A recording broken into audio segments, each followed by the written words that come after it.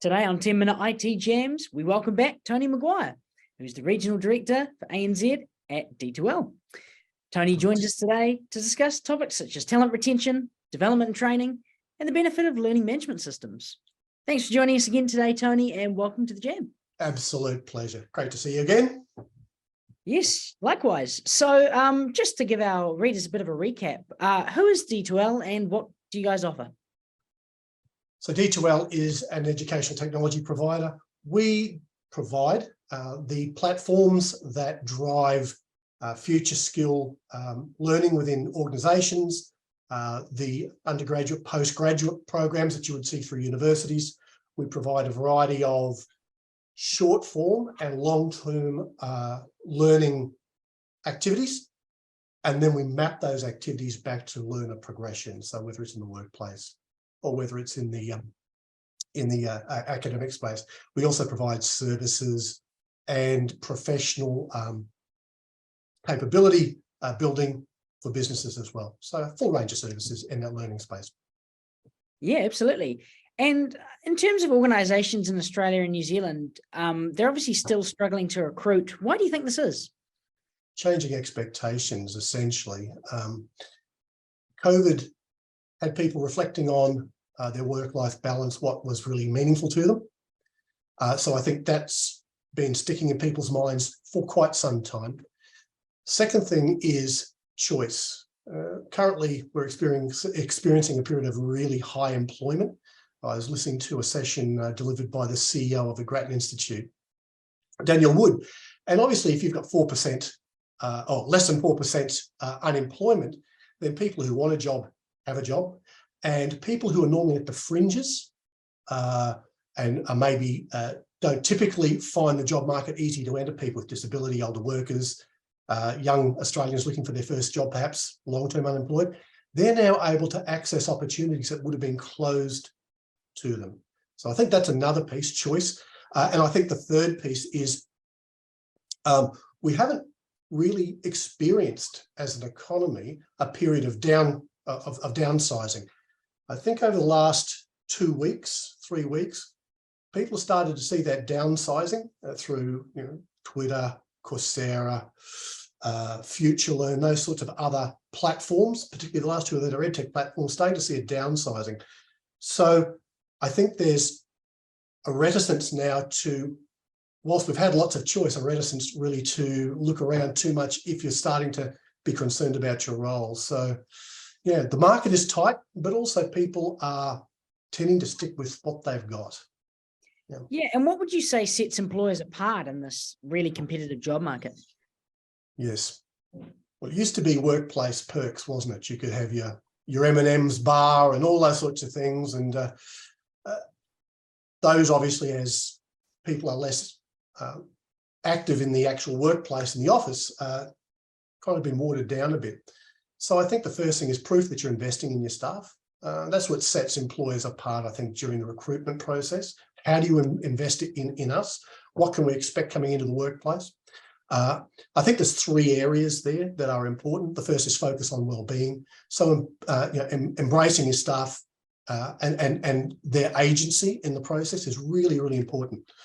Probably that's the word that I would see as most applicable through all of the kinds of conversations that I've heard, agency. So choice and staff agency, broader understanding of what well-being is and how fundamental that is to supporting staff, because that builds resilience and it helps bridge that gap between kind of emotional and mental health support. Building a community. If we're not going to be around the M&M's bar, how do we build community in meaningful ways? How do we do that authentically? How do we listen? And then the last piece around is digital tools and enablement. So how do you actually set clearer expectations with staff around how they'll be supported, the tools that they will use, and simplifying those tools is really, really critical as well. So the concept of co-creating that working environment is really attractive to employees. And I think that sets you apart. Yeah, and if we look at learning and development as a concept, why do you think it's important for organisations to consider ongoing learning developmental training for employees and not kind of just at the onboarding stage? Yeah. So I'll ask a question. Has anyone been comfortable with and happy with the compliance training that you typically do when you walk into a job? It is mind-numbing, and you typically do the same thing so many different times. So I think learning development has to be more focused around the development journey, the trajectory of the employee. It has to be able to track the compliance pieces effectively, but it also needs to be able to broaden the set of experiences and expectations that the students have. And I think there's one thing that we at D2L are really focused on, and that's investing in our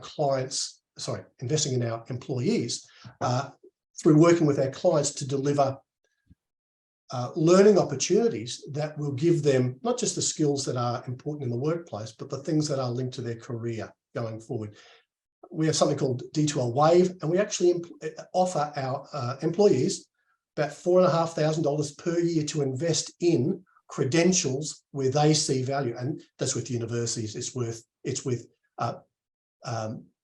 businesses that provide highly recognised, highly valuable credentials that plug into their career, that plug into our employees' career aspirations and journey.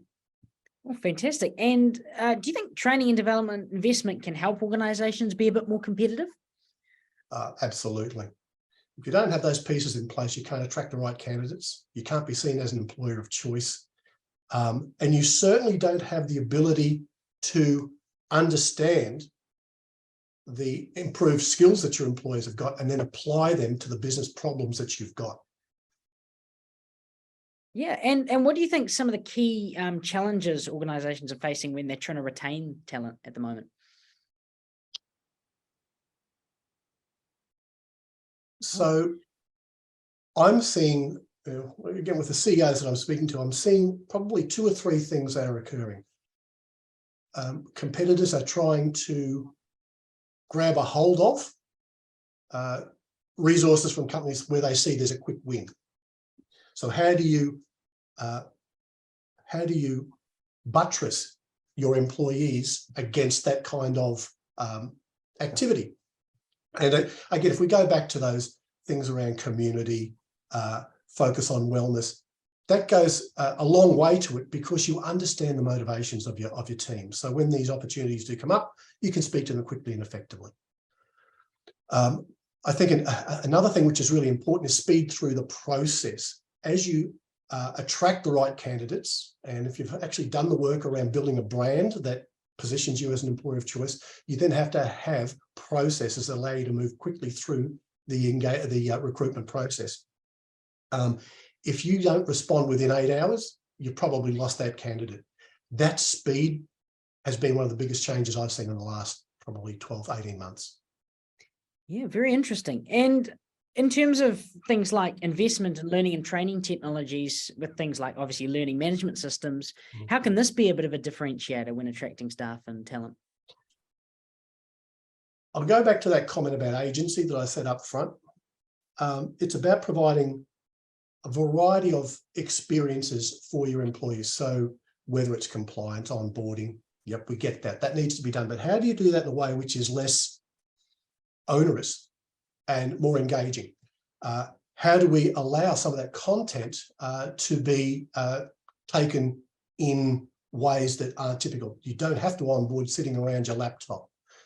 You can take pieces in smaller vignettes. Having to sit down and spend 3 days glued to a laptop just doing your compliance work is not the best experience coming into a role. So how do you mix that up? How do you maybe take some of the experiences of onboarding and position those in the actual workplace in a more collaborative way? So I think that's important. Having the technology that allows full accessibility so that any employee, irrespective of physical, emotional challenges, is able to participate fully in the process and then also be able to contribute effectively.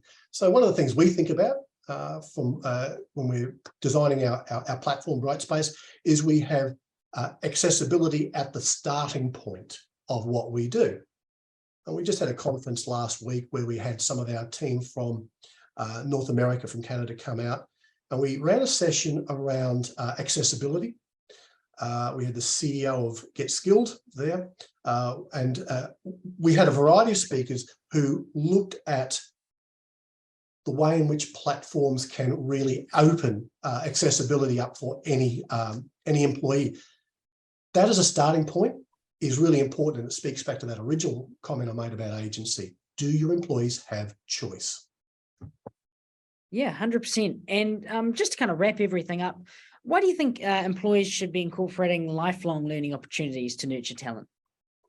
It speaks to culture. The culture that you engender, build, and have within your business is absolutely critical. Lifelong learning speaks to employee stickiness. Lifelong learning gives you a chance to be able to build deeper and broader understandings of workforce productivity opportunities, because you can see where the skills are being nurtured and developed. If some of those learning activities require evidence to be brought in from the workplace, then you can see the quality of the work and you can reward that. So the recognition and reward is really important. And I think the last thing is evidence and data that you get out of a properly structured learning program gives you information that informs your strategy, and it supports your business viability long-term because you know where the gaps are.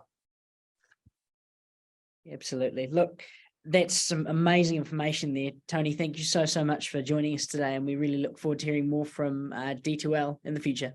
It's always a pleasure. Thanks.